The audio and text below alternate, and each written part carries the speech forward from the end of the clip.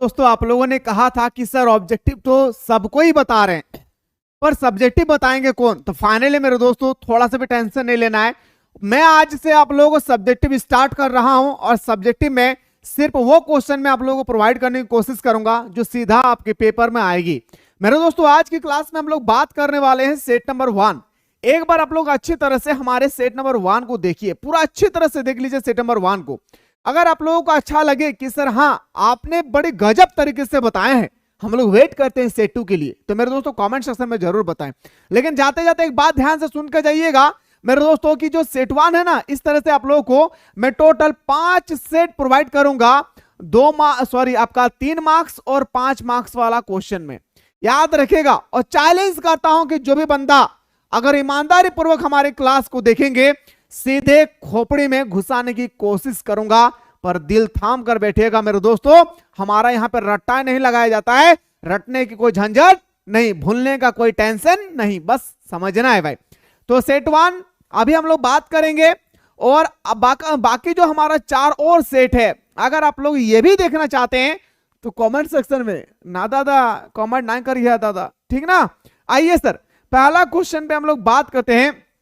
पहला क्वेश्चन है सर जो काफी चर्चित क्वेश्चन है और ये क्वेश्चन याद रखिएगा 5 मार्क्स में या 3 मार्क्स में शामिल करते हैं मेरे दोस्तों। श्वेतंबर और दिगंबर किसे कहते हैं? आइए सर क्वेश्चन की ओर जाने से पहले मैं कुछ बातें बता रहा हूं, ध्यान से सुनिएगा। जैसे हीनयान और महायान का संबंध हमारा बौद्ध धर्म से है, ठीक इसी तरह से श्वेतंबर और दिगंबर का संबंध हमारा था जैन धर्म में। जैन धर्म का आगे चलकर बंटवारा हुआ, जिस तरह से बौद्ध धर्म का बंटवारा हुआ, हीनयान महायान में कन्वर्ट हो गए।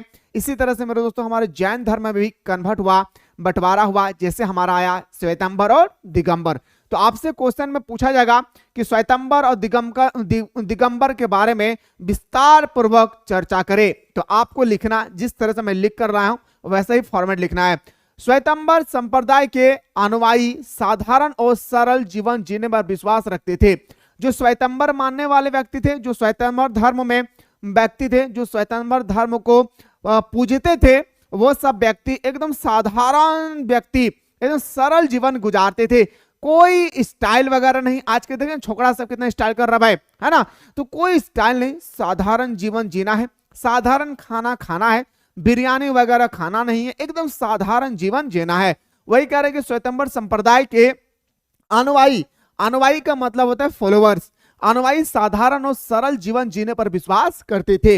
अगर इसी चीज को हम लोग अगर ऑपोजिट डायरेक्शन में लेकर चलो दिगंबर, तो दिगंबर संप्रदाय के अनुयायी अधिक कठोर नियमों का पालन करते थे। इनके पास ना बहुत सारे नियम कानून होता था, और जो हमारा दिगंबर होते थे उनके द्वारा बनाए गए हर एक वह नियम कानून को उनके अनुयायी यानी उनके फॉलोअर्स को मानना पड़ता था। इस कारण से ये जो हमारा दिगंबर संप्रदाय है वो ज्यादा दिन तक टिक नहीं पाए, क्योंकि बहुत ज्यादा नियम कानून था और बहुत ही कठोर थे, अनुशासन में विश्वास रखते थे, ये लोग डिसिप्लिन पे विश्वास रखते थे। जो हमारा श्वेतंबर दादा है, सॉरी हमारा दिगंबर, ये हमेशा याद रखिएगा मेरे भाई, वो हमेशा डिसिप्लिन यानी अनुशासन पर विश्वास रखते थे। जहां अगर मैं बात करूं श्वेतंबर का, तो ये सरल जीवन गुजारते थे। इनके पास अगर मैं आऊं दिगंबर में, तो दिगंबर के पास मेरे दोस्तों जो बहुत सारे नियम कानून थे, और वो नियम कानून उनके अनुयायी यानी उनके फॉलोअर्स को मानना पड़ता था।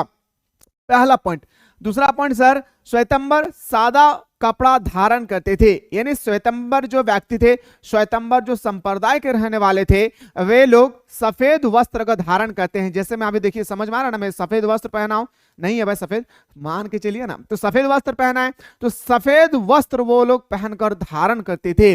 वे लोग सफेद वस्त्र पहनते थे और साधारण नियमों का पालन करते थे। ये लोग नगण्य रहते थे। ये लोग क्या करते थे भाई, नंगा रहता था। जो हमारा दिगंबर वैश्य संप्रदाय के लोग होते थे, ये नंगा रहा करते थे, जैसे कि हम लोग नहीं भाई, ठीक ना।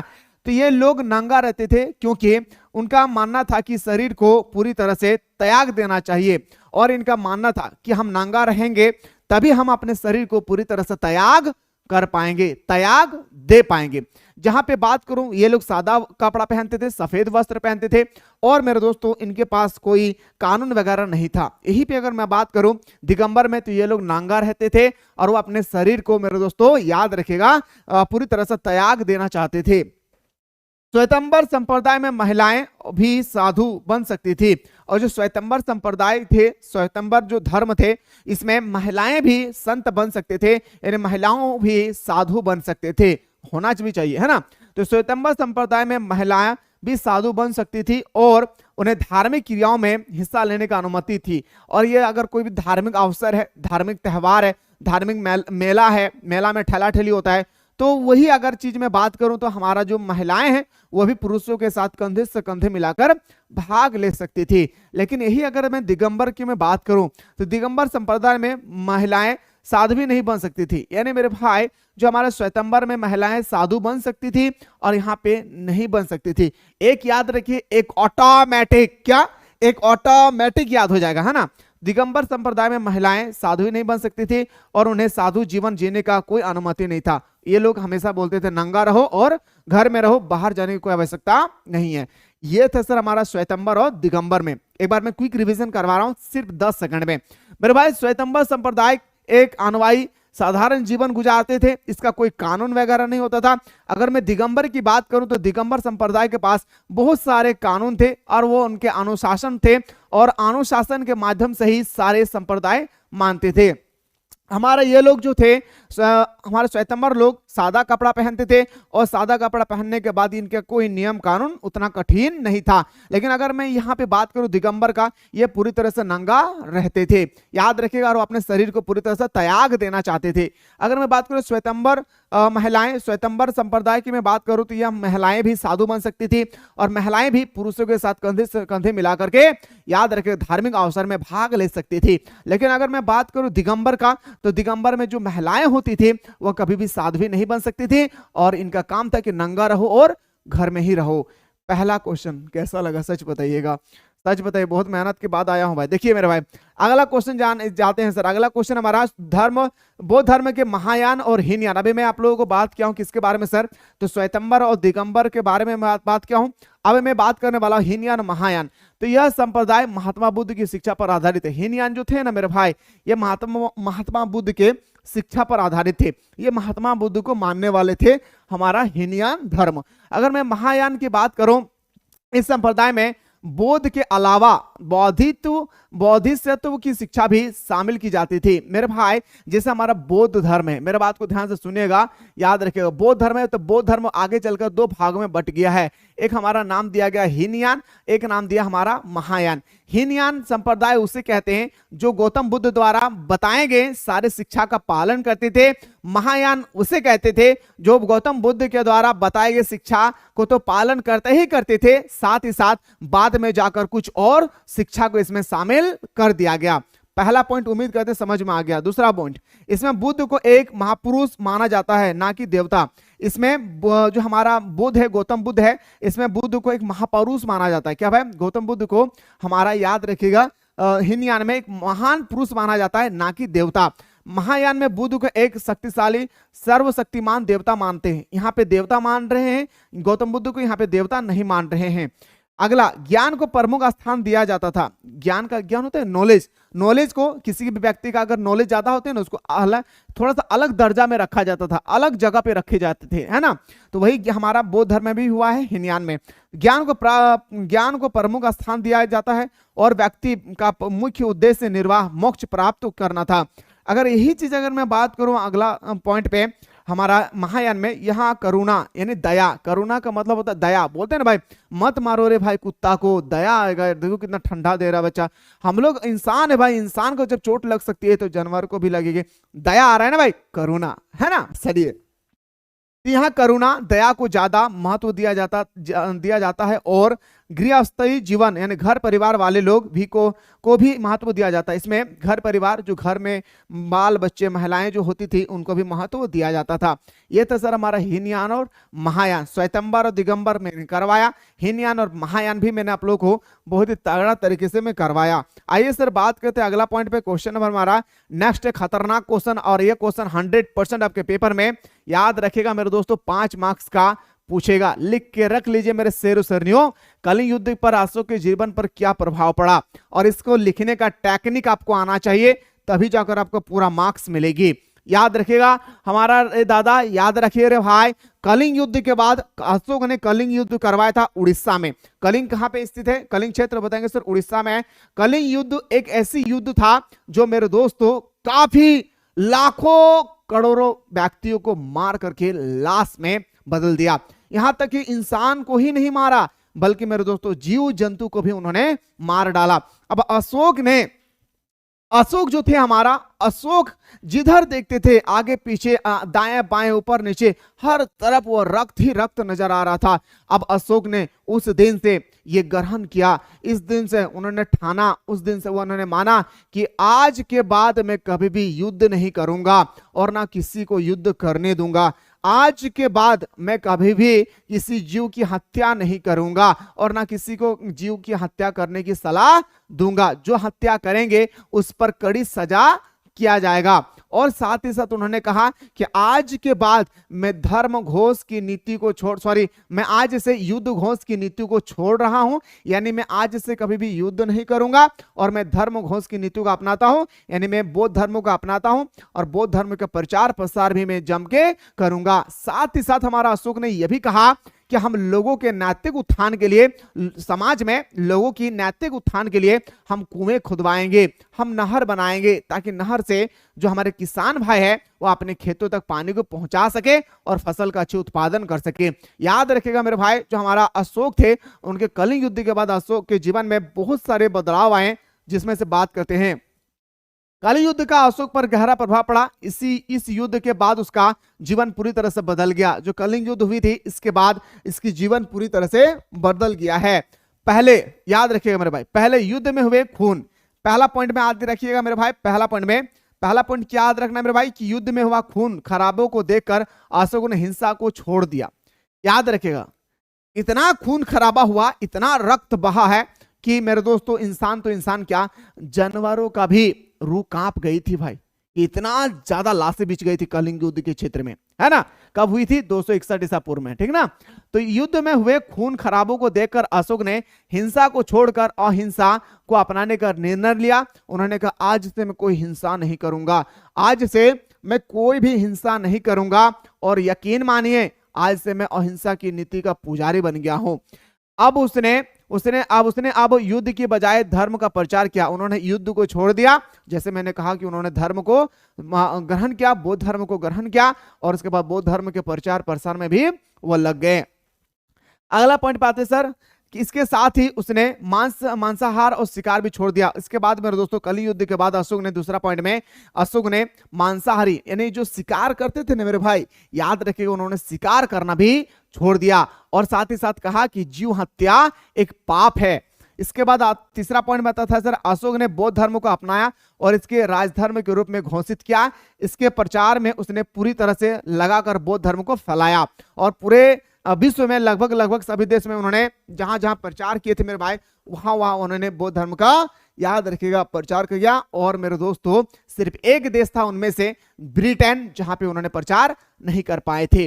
अगला सर, इसके अलावा पॉइंट नंबर 4 में, इसके अलावा अशोक ने अपने प्रजा की देखभाल करना शुरू कर दिया और अशोक का जितना बड़ा साम्राज्य था उतने बड़े साम्राज्य को उन्होंने देखभाल करना शुरू किया और कहा कि समाज में किसी भी चीज की अगर कमी है तो हम उस कमी को पूरा करेंगे। जैसे उन्होंने नहर खुदवाया, कुआं खुदवाया, नहर बनाया, तालाब का निर्माण किए ताकि लोग वहां पर जाकर स्नान कर सके। ये किसने किया था? हमारा अशोक चाचा ने, याद रखिएगा।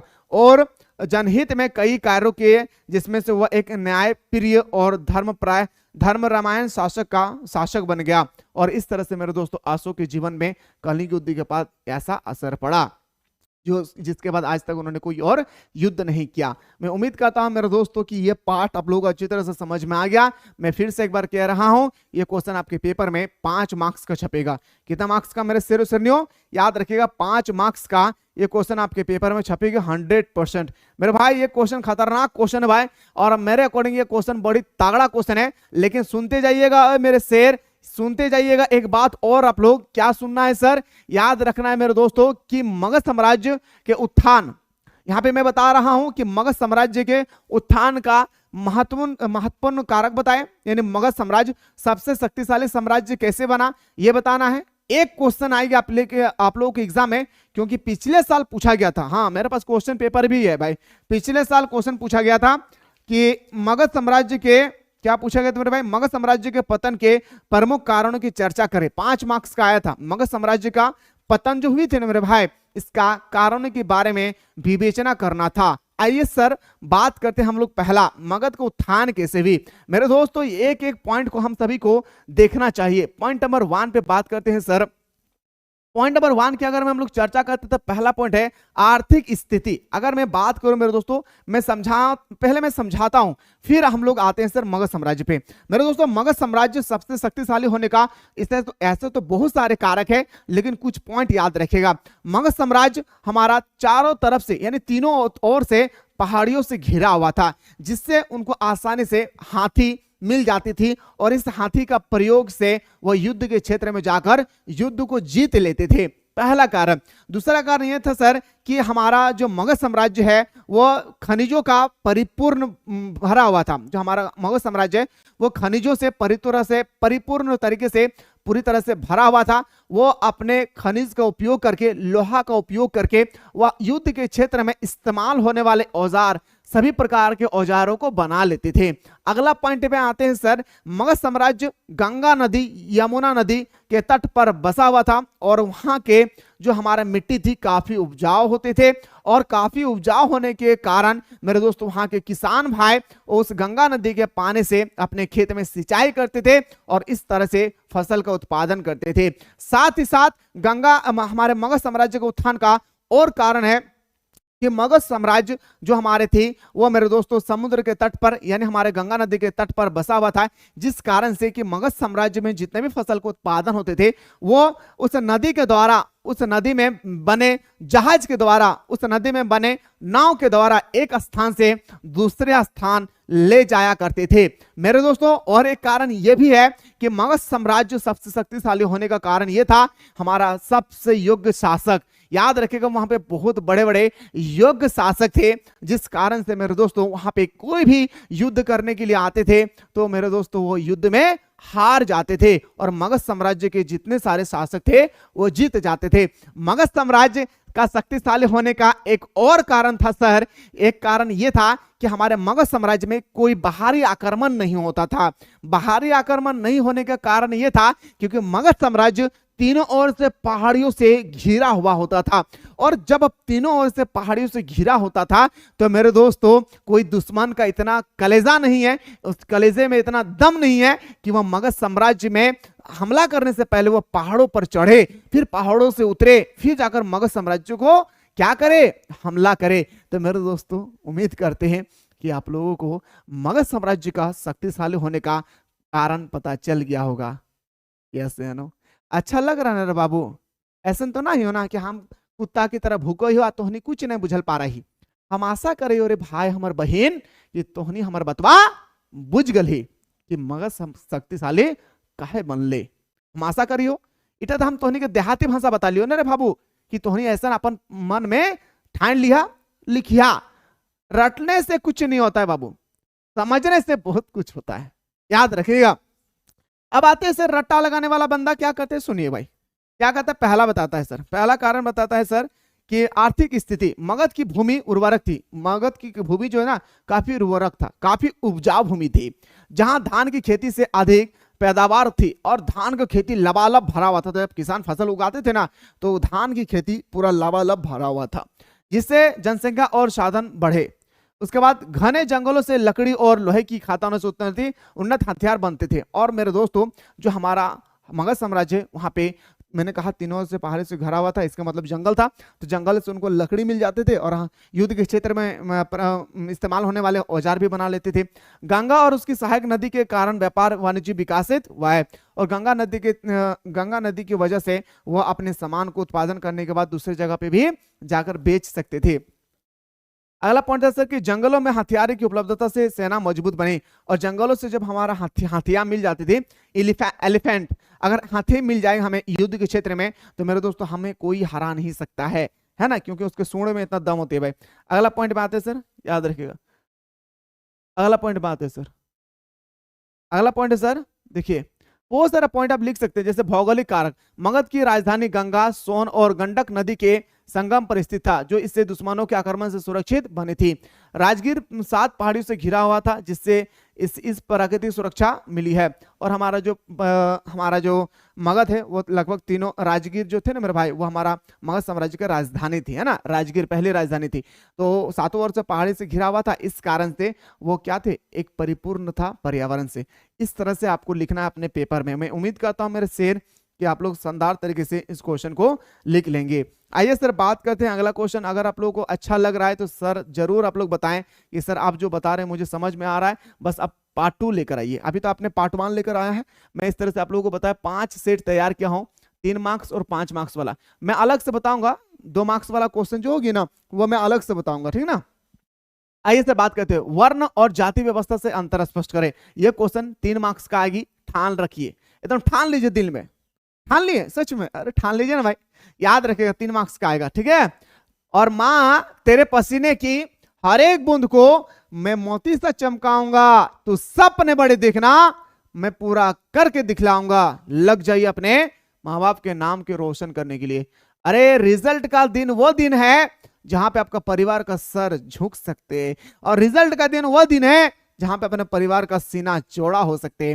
पर डिसीजन आपको लेना है कि इन दोनों में से कौन से रास्ता को चयन करना है ना। चलिए सर, वर्ण हमारा कर्मों को बताता है, वर्ण हमारा कर्मों को बताता है, वह जाति हमारा वंश को, और वही अगर हम बात करें जाति हमारा वंश को। वर्ण हमें हमारे कर्मों को बताते, बोलते हैं ना भाई अच्छा कर्म करो, जैसे कर्म करोगे वैसा फल मिलेगा। तो हमारा वर्ण जो है वो हमारे, याद रखिए, कर्मों को बताते हैं, और जाति जो है वो हमारा वंश को बताते हैं। जब कोई व्यक्ति शूद्र वैश्य परिवार में जन्म लेता है, आप सभी को पता है कि वर्ण व्यवस्था के अनुसार जाति को 4 भागों में बांटा गया था। ब्राह्मण था ना भाई, ब्राह्मण, शूद्र, वैश्य और शाक्य, 4 जाति थे। वही कह रहा है कि व्यक्ति शूद्र और वैश्य परिवार में जन्म लेता है और कर्म से वो ब्राह्मण या क्षत्रिय बनता है, तो उसका वर्ण ब्राह्मण या क्षत्रिय माना जाएगा। अगर कोई व्यक्ति शूद्र परिवार में जन्म लेते हैं, जैसे मैं शूद्र परिवार में जन्म लेता हूं या मैं वैश्य परिवार में जन्म लेता हूं, और बाद में जाकर अगर हम ब्राह्मण या क्षत्रिय बनते हैं, तो मेरे दोस्तों हमारा पूरी तरह से जो हमारा वंश है वो पूरी तरह से ब्राह्मण या क्षत्रिय माना जाएगा। जबकि जाति यदि मानव की है तो उसका बदला नहीं जा सकता है, और अगर हम मानव है, अगर हम मनुष्य है तो हम मनुष्य ही रहेंगे, हम जानवर नहीं हो जाएंगे, पहला।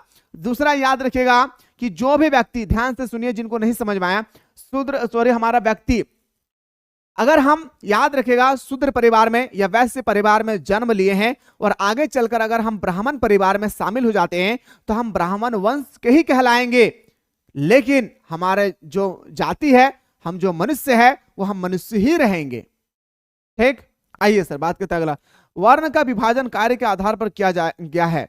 वर्ण का विभाजन कार्य के आधार पर किया गया है, जबकि जाति जन्म पर आधारित थी। 4 वर्ण था, ब्राह्मण, क्षत्रिय, वैश्य, शूद्र। ब्राह्मण की उत्पत्ति मुख से, क्षत्रिय की उत्पत्ति बाह से, वैश्य की उत्पत्ति जांघ से, और शूद्र की उत्पत्ति पैर के तलों से। अब सभी को पता है। चलिए सर, उम्मीद करते हैं मेरे भाई कि आप लोग खतरनाक तरीके से हमारे दोनों बातों को समझ गए होंगे। सर आइए सर बात करते हैं अगला क्वेश्चन को, खतरनाक तरीके से सर क्वेश्चन पे आती है। सर थोड़ा सा मैं मेरे दोस्तों ये क्वेश्चन आप लोग खतरनाक तरीके से बताऊंगा, क्योंकि ये क्वेश्चन आपके पेपर में पूछा जाएगा। भक्ति आंदोलन पर एक संक्षिप्त टिप्पणी लिखिए भाई, सुनिए। भक्ति आंदोलन की शुरुआत लगभग 6वीं शताब्दी ईस्वी में दक्षिण भारत में अलवर एवं नैनार से हुई है। याद रखिएगा, यहाँ पे फिर 2 संप्रदाय आती है हमारा, अलवर और नैनार। अलवर संत विष्णु को मानते थे और नैनार संत शिव को मानते थे, समझ पा रहे ना। अलवर संत वैष्णव को मानते थे और नैनार संत शिव को मानते थे। उत्तर भारत में भक्ति आंदोलन को शुरू करने का श्रेय रामानंद को जाता है। सबसे पहले तो ये क्वेश्चन स्टार मार लीजिए आप लोग, क्योंकि ये क्वेश्चन कई बार पूछा गया अभी तक कि उत्तर भारत में भक्ति आंदोलन को किसने फैलाया था, तो रामानंद चाचा ने। याद रखिएगा, वही कह रहा है कि उत्तर भारत में भक्ति आंदोलन को शुरू करने का श्रेय रामानंद को जाता है। अलवर तथा नैनारों ने ब्राह्मणी व्यवस्था यानी वर्ण व्यवस्था के खिलाफ आवाज उठाई। अब मेरे दोस्तों अलवर और नैनार जैसे मैंने बताया ना भाई, वर्ण व्यवस्था 4 थी, वैसे ब्राह्मण, वैश्य, शूद्र, शाक्य, है ना। तो हमारा जो था अलवर और नैनार ने ब्राह्मणी व्यवस्था, वर्ण व्यवस्था के खिलाफ आवाज उठाई। निम्न समझने वाले, जो हमारा नीचा समझने वाला को शूद्र, चंडाल, अछूत समझते थे। ये बिल्कुल गलत था। अमीर ने कहा कि शूद्र की उत्पत्ति पैर के तलों से हुआ है, ब्राह्मण की उत्पत्ति मुख से हुई है, क्षत्रिय की उत्पत्ति बाह से हुआ है, शाक्य की उत्पत्ति जांघ से हुई है। इसी तरह से शूद्र की उत्पत्ति पैर के तलों से हुई है, जिसे लोग चंडाल कहते थे या अछूत कहते थे।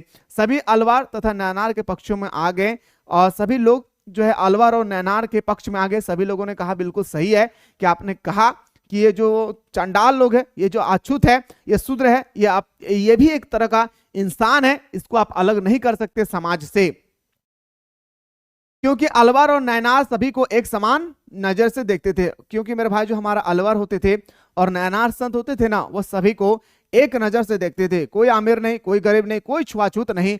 दुनिया के नजर में जैसे हम इंसान हैं, इसी तरह से हमें भी चाहिए कि आप भी एक व्यक्ति है और मैं भी अपना एक व्यक्ति हूँ। आपका भी कर्तव्य है अच्छे लोगों के साथ व्यवहार करना, अच्छे लोगों से उठना बैठना, हमारा भी वही कर्तव्य है, कुछ अलग नहीं है भाई। चलिए सर, ये भी क्वेश्चन बड़ी तगड़ा तरीके से आप लोग समझ गए, उम्मीद करता हूँ भाई, है ना। खतरनाक तरीके से बता रहा हूँ भाई एक एक क्वेश्चन को, इसलिए भूलिए नहीं, ठीक है ना। खतरनाक तरीके से बता रहा हूँ एक एक क्वेश्चन को। देखिए मेरे भाई, अगला क्वेश्चन को देखिए, नजर दौड़ाइए। क्वेश्चन क्या कह रहा है? क्वेश्चन कह रहा है ना मेरे भाई कि कबीर दास के कौन कौन से सिद्धांत थे। कबीर क्या क्या सिद्धांत दिया था? पहला, ईश्वर की एकता पर बल देना। ईश्वर एक है, कबीर ने कहा था ईश्वर एक, ईश्वर की एकता पर बल दो। दूसरा, निराकार ईश्वर की पूजा करना, एकदम अंधाधुन, एकदम आंख बंद करके ईश्वर को मानो और उसके नाम पर पूजा करो। कोई पत्थरों को, कोई पेड़ों को, कोई मूर्ति की पूजा करने की आवश्यकता नहीं है। तीसरा था सर, मूर्ति पूजा का विरोधी था। हमारा कबीर दास कहते हैं कि मूर्ति पूजा मत करो, मूर्ति को जिसने बनाया है उसकी पूजा किया जाए, मूर्ति जिसके नाम पर बनाया है उसकी पूजा किया जाए। इसलिए हमारे कबीर जो थे मूर्ति पूजा का घोर विरोधी थे। अगला पॉइंट था सर कि जात पात पर भेदभाव ना करना। कौन हिंदू है, कौन मुस्लिम है, कौन शूद्र है, कौन शाक्य है, कौन वैश्य है, कौन ब्राह्मण है, कभी भी जात पात पर भेदभाव ना करना। अगला पॉइंट है सर, अगला देखिए कबीर, अगला जो था हमारा, ध्यान से देखिए भाई, अगला देखिए मेरे भाई, कबीर धर्म कर्म सिद्धांत के विश्वास रखते थे। कबीर कहते थे जैसा कर्म करोगे वैसा फल मिलेगा, जैसा कर्म करोगे वैसा ही फल मिलेगा। तो कर्म अच्छा करो। क्या करो मेरे भाई? कर्म क्या करो? अच्छा करो। याद रखेगा मेरे दोस्तों, क्वेश्चन तो बड़े खतरनाक लेकर आए हैं मेरे भाई, क्योंकि क्वेश्चन जितना भी क्वेश्चन है बिल्कुल आप लोगों को फाइनल एग्जाम के अकॉर्डिंग भाई। अब आते हैं सर, हमारा टाइम भी हो गया मेरे भाई। मैं यहां से ना आप लोगों को सेट 2 में प्रोवाइड करूंगा। फिलहाल आप लोग बताएं कि आप लोग पूरा क्लास को देखने के बाद कैसा फील हुआ है, एक बार कमेंट सेक्शन में जरूर बताएं अपना राय। साथ ही साथ जब मैं मेहनत कर रहा हूं तो आप लोग शेयर कीजिएगा अपने दोस्तों के साथ। चलिए मेरे दोस्तों, मिलते हैं इसी तरह से नेक्स्ट वीडियो में।